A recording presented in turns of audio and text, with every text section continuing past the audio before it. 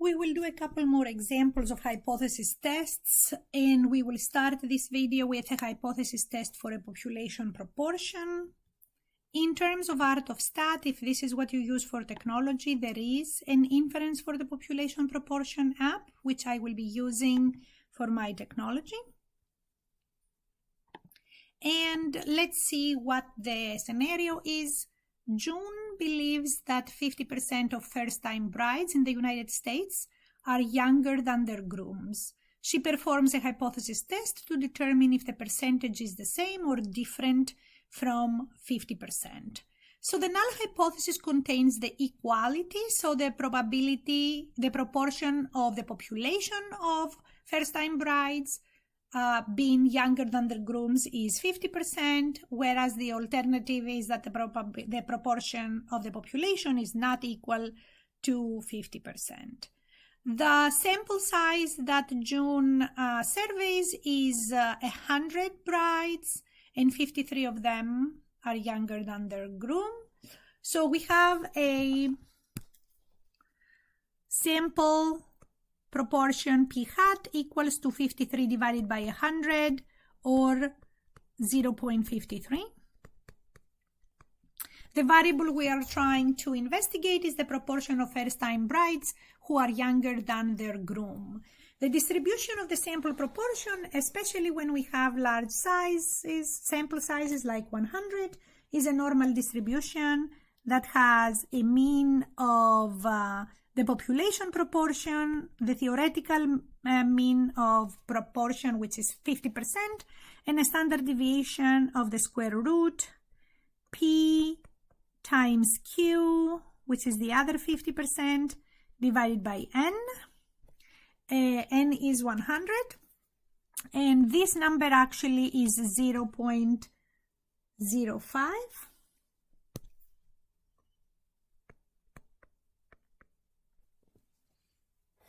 So here I will have the proportion of brides.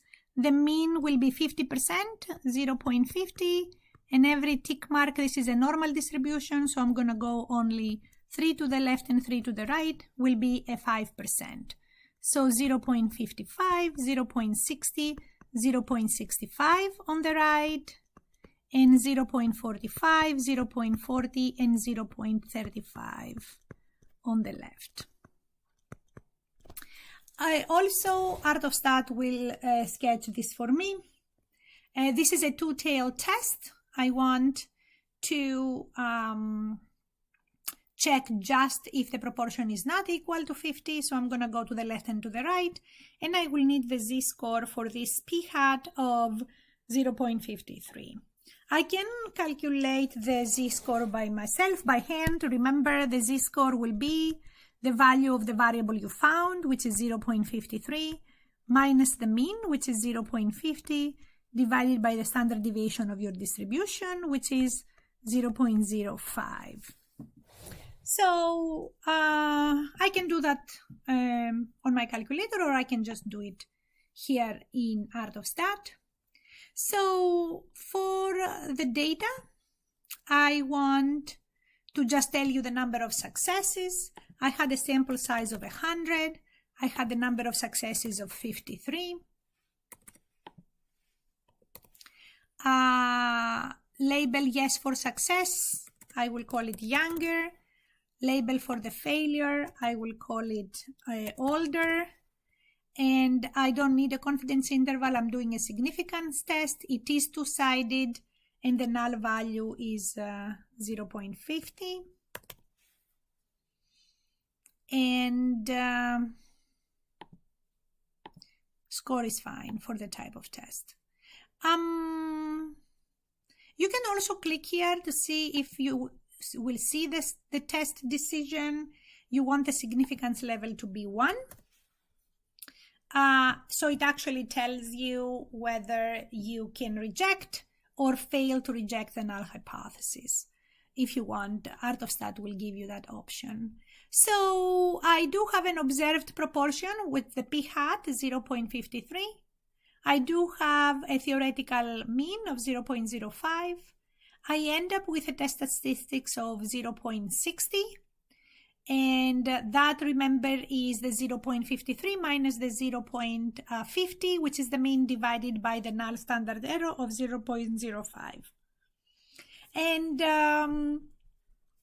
I end up with a test statistics of 0.60, which is almost half one standard deviation to the right and almost half one standard deviation to the left. And then the two tails will determine the two-tail test and will add up to give me the p-value of this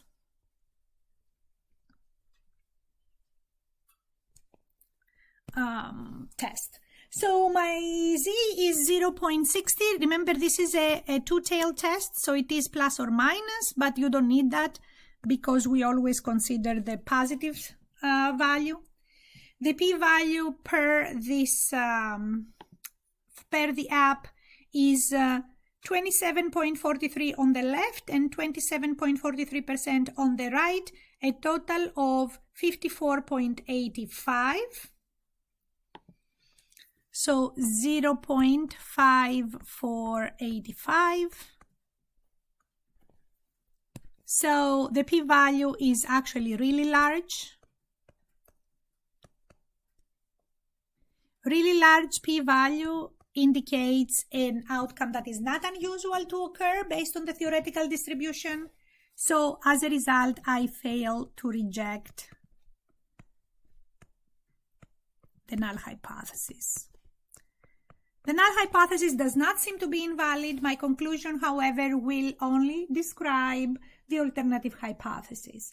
At the 1% significance level, the sample data do not show sufficient evidence that the percentage of brides younger than their grooms is different from 50%.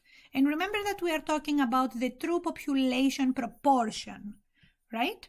So let's write our conclusion. So notice again that we start with the level of significance, that is 1%, and then we discuss on whether we have enough evidence or not enough evidence to support the alternative hypothesis. I have written the alternative hypothesis here with a different color so that we all understand that we are talking about the alternative hypothesis in the conclusion. Now, let's remind ourselves of what are the type 1 and type 2 errors. Type 1 error is when you reject the null hypothesis when the null hypothesis is true. So then here it will be that you conclude that the proportion is different from 50% when in fact it is equal to 50%.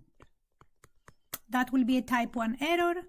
A type 2 error would be when you do not reject the null hypothesis, but the null hypothesis was false. So when you fail to reject that the proportion is 50%, like we did, but actually it is not equal to 50%.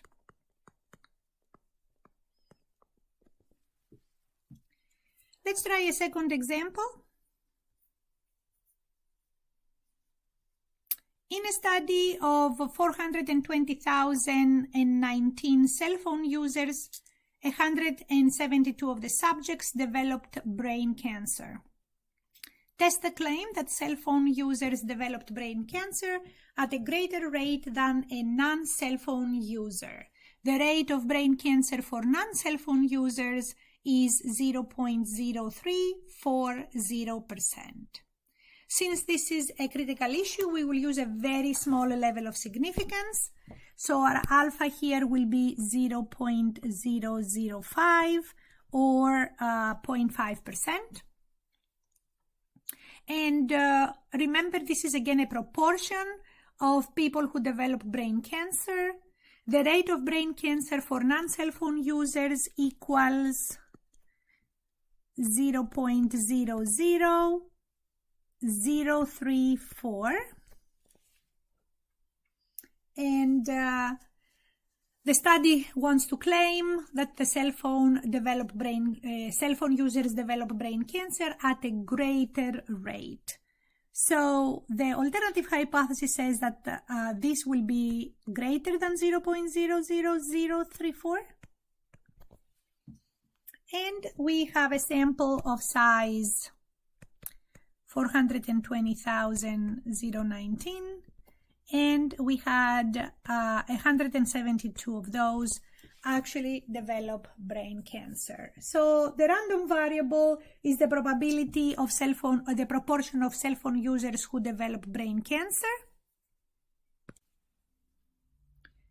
And this distribution is normal, with a mean of 0.00034, which is the theoretical proportion of people who develop brain cancer, and a standard error of whatever p is, the square root of p times q divided by n, n being this very large number. So if I do that in my calculator, it comes out to be 0.0002844,665. And again, I found this number by finding the square root of p times q divided by n. So remember, this is a normal distribution. The normal distribution has the label of the variable, proportion of cell phone users who developed brain cancer,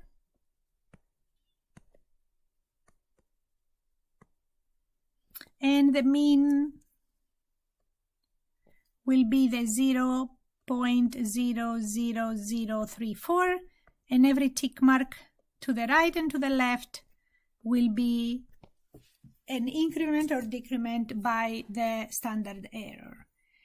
I'm going to use the art of stat inference for proportion.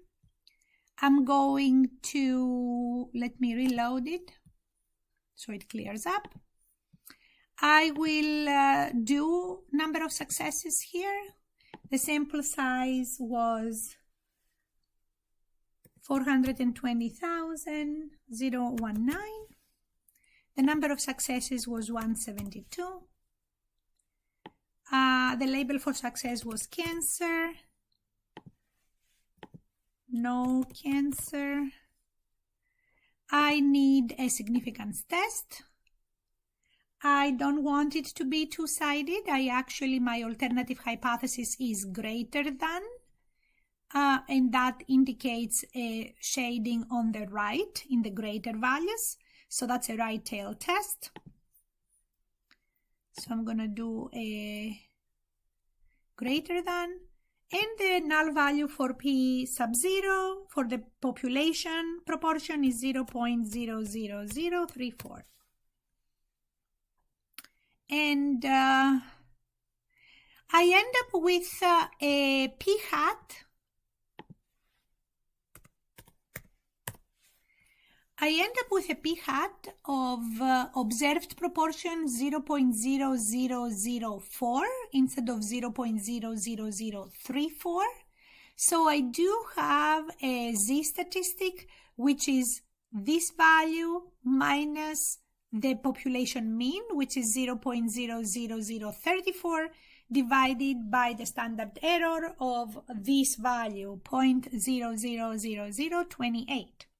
So that test statistic comes out to be a z-score of 2.443.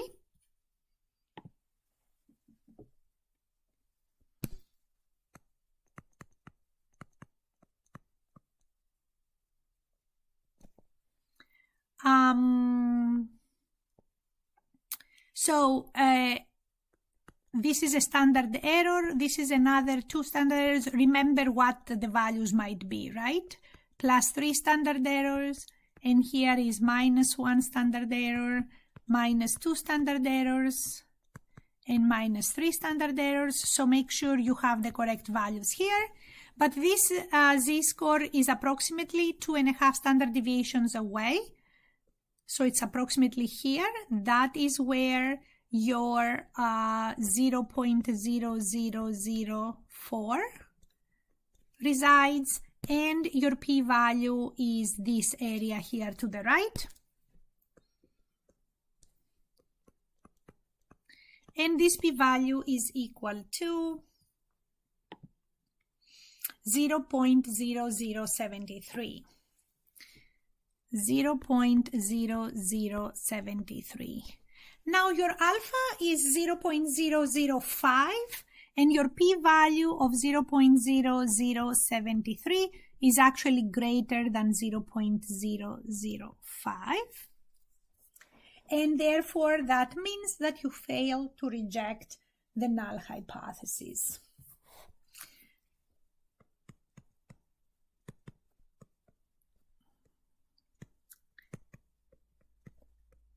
Now, why is this? We assumed that the 0.5% of the upper tail would be unusual. So actually, if we were to calculate the critical value, it would be somewhere here to the right. That's the Z alpha.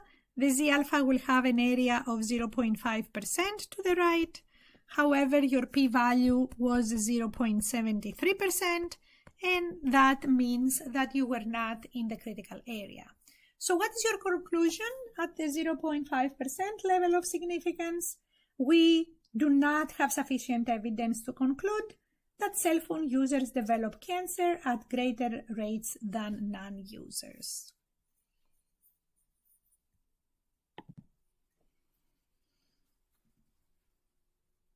Again, remember that your decision is whether you will reject the null hypothesis or fail to reject the null hypothesis, but your conclusion must state whether you have evidence to support the alternative or not support the alternative. So when you fail to reject the null hypothesis, you cannot support the alternative. When you reject the null hypothesis, then you can support the alternative. Again, let's remind ourselves what is the glossary for this last section of our hypothesis test for single population parameter chapter. We discussed what is a hypothesis, what is the hypothesis testing, what is the level of significance for the test, and how we use the p-value to compare it to the level of significance and state our decision and our conclusion.